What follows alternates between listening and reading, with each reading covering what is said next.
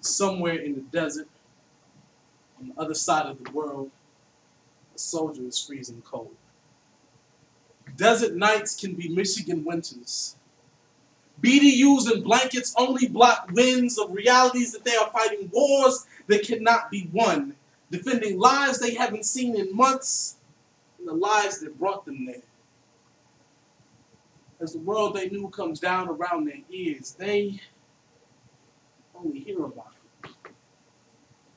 Like tower debris of Baghdad, buildings that had been bombed out, listening to lives vacate bodies, souls, reaching out to touch them.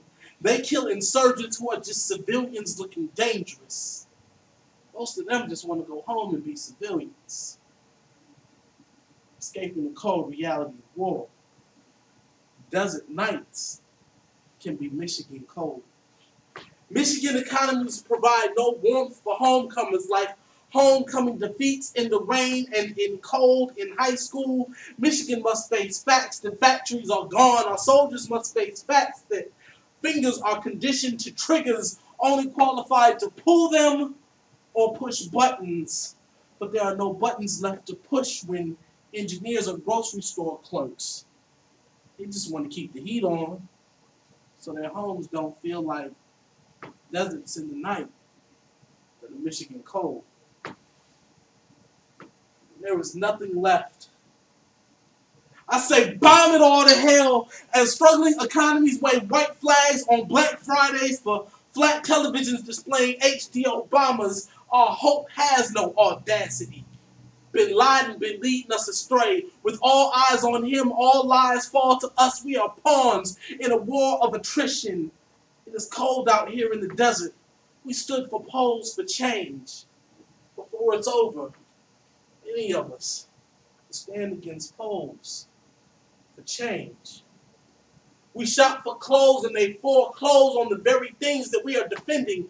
I receive hazard pay for mental anguish, deciding life is like splitting hairs with crosshairs. I just want to make it home, be safely unemployed, underappreciated, put my skeletons back in the closet, put safeties back on triggers, use fingers on controllers, and play Xbox.